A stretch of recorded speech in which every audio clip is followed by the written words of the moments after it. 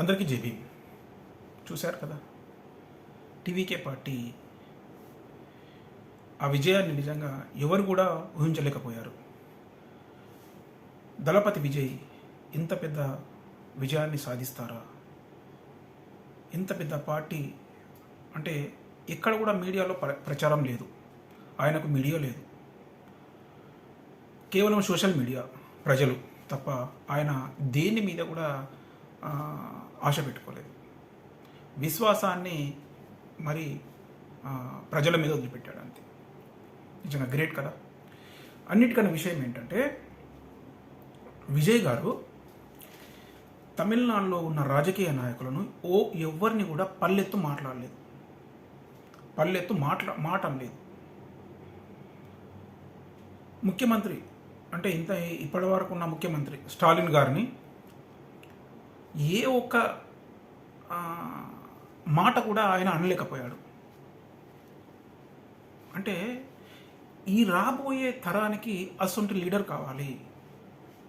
ఒక లీడర్ అనేవాడు ఎలా ఉండాలంటే విజయ్ లాగా ఉండాలి, దళపతి విజయ్ లాగా ఉండాలి ఒక లీడర్ అనేవాడు. నిజం. అపోజిట్ లీడర్ను నువ్వెంత, నీ బతుకెంత, నువ్వెంత, నేనంత అనేది మాట్లాడలేదు ఆయన.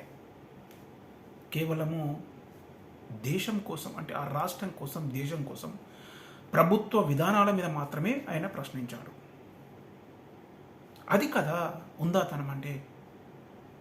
మళ్ళీ గెలిచిన తర్వాత స్టాలిన్ ఇంటికి వెళ్ళి కలవడానికి రెడీ అయ్యాడు. ఎవరు? మన విజయ్, దళపతి విజయ్ కలవడానికి వెళ్తున్నాడు. ఎవరిని? స్టాలిన్ గారిని. అది కదా మనకు కావాల్సిన ఒక మంచి మెసేజ్. కానీ మన తెలుగు రాష్ట్రాల్లో ఏముంది? నువ్వెంత, నీ బతికెంత, నేను ఇంత, నేను తొడగొడతా, ఇది అవన్నీ ఏం లేవు అక్కడ. అంతేందుకు మన రాష్ట్రంలో తెలంగాణలో కానీ ఆంధ్రప్రదేశ్లో కానీ, ఆంధ్రప్రదేశ్లో పవన్ కళ్యాణ్ వైఎస్ జగన్ని ఇష్టం ఉన్నట్టు మాట్లాడాను. జగన్ నువ్వెంత, నీ బతికెంత, ఏంది ఇదంతా?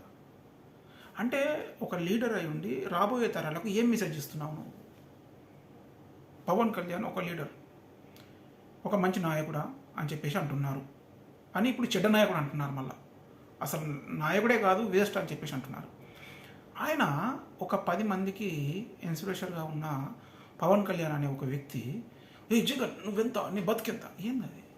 రెస్పెక్ట్ ఉండాలి, ఉందాతనం ఉండాలి, నేను చూసి నలుగురు నేర్చుకోవాలి, అది కావాలి. అందుగురించని తమిళనాడు విజయ్ని చూసి మనం నేర్చుకోవాల్సింది చాలా ఉంది. ఆ నాయకుడిని చూసి మన తెలంగాణలో ఉన్న నాయకులు నేర్చుకోవాల్సింది చాలా ఉంది. ముఖ్యంగా తెలుగులో ఉన్న మన సినీ హీరో పవన్ కళ్యాణ్ గురించి ఒక వీడియో చేస్తాను. ఎవరితో పొత్తు పెట్టుకోకుండా ఒంటరిగా అయితే గెలుస్తాను లేకపోతే ఓడుతాను అని విశ్వాసంతో ప్రజల మీద భారం వేసి ఆయన రాజకీయాల్లోకి దిగాడు.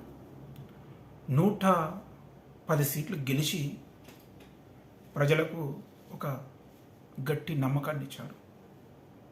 అది కదా కావాల్సింది. ఎవరితోనో పొత్తు పెట్టుకొని మన రాష్ట్రంలో ఉన్న నాయకులను విమర్శించడం ఎంతవరకు సమంజసం? అది కావునా కదా.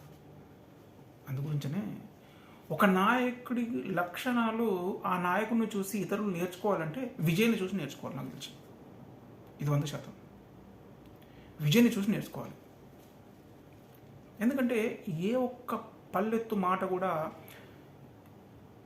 తమిళనాడులో ఉన్న రాజకీయ నాయకుడు, ఏడీఎంకో అన్నాడీఎంకే వాళ్ళని అనలేదు, డిఎంకే వాళ్ళని అనలేదు, ఇంకో ఎవరిని అనలేదు, కాంగ్రెస్ వాళ్ళని అనలేదు, బీజేపీ వాళ్ళని అనలేదు. అది కదా నాయకత్వ లక్ష్యం అంటే, అది లక్షణం అంటే అది. ఆయనను చూసి మనం చాలా నేర్చుకోవాలి. తెలుగు రాష్ట్రంలో ఉన్న సినీ ప్రముఖులు, హీరోగా చలమన ఇప్పుడు ఉప ముఖ్యమంత్రిగా ఉన్న ఆయన పవన్ కళ్యాణ్, మళ్ళీ ఈ ఇతర రాజకీయ నాయకులు. కానీ వెరీ గుడ్ విజయ్ సార్, మీరు చాలా ఒక బడుగు బలహీన వర్గాల నుంచి వచ్చి కూడా ఇంత పెద్ద విజయాన్ని అందించుకొని నువ్వు ప్రతి ఒక్కరికి సవాల్ విసిరావు. అది వెరీ గుడ్. ఓకే, మరి అందరికీ పేరు పేరున జై భీమ్. ఉంటా.